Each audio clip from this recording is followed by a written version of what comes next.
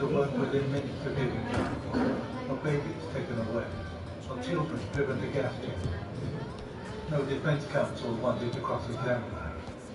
Samuel Reisman had been taken from the Warsaw ghetto to Berlin.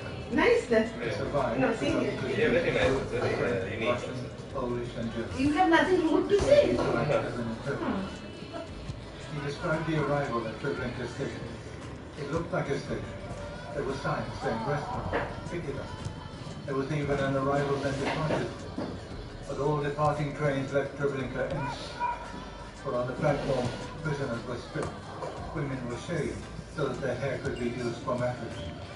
And then they walked up Himmelfahrt Street, the journey to heaven, to the gas station. The whole procedure up to then had taken 10 minutes. Reisman believed they killed between 10,000 and 12,000 people every day at Treblinka. There were plans to increase the number of others from 10 to 25 to keep up with the output of the gas chamber. He had seen the arrival at the station of his mother, his sister, and 2 brothers. Friends, sorting the piles of clothes on the platform, found a photograph of his wife and child. That is all I have left of my family, only a photograph. None of the defense counsel wanted to cross-examine Samuel Reisman. Besides such witnesses, the Russians could produce documents of suffering too. Documents on torture, injections with poison, infections with cancer, typhus, malaria. They had too many documents. But how could the court refuse to accept in evidence Goblernik, a Warsaw carpenter, had given his government? It described the year he had spent at Treblinka. The judges knew all too much by now about camps like Treblinka. But Wernick said that writing his statement had given him the only reason to continue his life. Awake or asleep, to see the terrible visions of thousands of people calling for help, begging for life and mercy. I have lost all my family. I have myself led them to death. I have myself built the death chambers in which they were murdered. I am afraid of everything. I fear that everything I have seen is written on my face.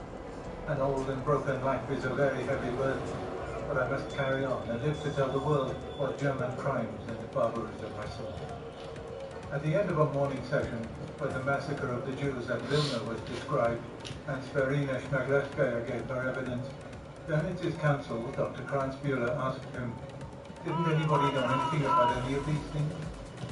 Bernitz shook his head and shrugged his shoulders sadly. Gehring turned round. "Of course not. The higher you stand, the less you see of what is going on below." They all ate their lunches in silence then. Their depression did not last long. They were soon able to brush away the impression left by the Russian evidence. A week after the end of the Russian case, the defendants read newspaper accounts of Churchill's speech in Fulton, Missouri on the 5th of March. Churchill had announced that from Stettin in the Baltic to Trieste in the Adriatic, an iron curtain has descended across the continent. He had condemned the creation of totalitarian governments by the Russians, the expulsion of millions of Germans from the states of Eastern Europe, the enormous and wrongful inroads upon Germany made by the Russian-dominated Polish government. He had mourned the fact that this is certainly not the liberated Europe we fought to build up, nor is it one which contains the essentials of permanent peace. The defendants were delighted. Speer described their tremendous excitement.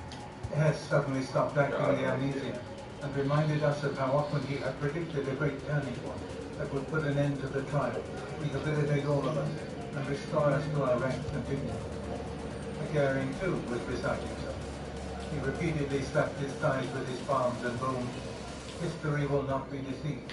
The Führer and I always prophesied. This coalition had to break up sooner or later." All the defendants were excited. All felt vindicated. They had heard the entire prosecution case, heard thousands of documents and 33 witnesses on their crimes against peace and against peace, heard evidence on their greed, their depravity, their inhuman cruelty. But they had not really listened. And for them, it all paled into insignificance compared with the seductive abstractions of world politics and the European balance of power. They seemed to think that the evidence would now pale for others too, that they would be released for new responsibility, praised for their foresight. prosecution evidence had left them unscathed.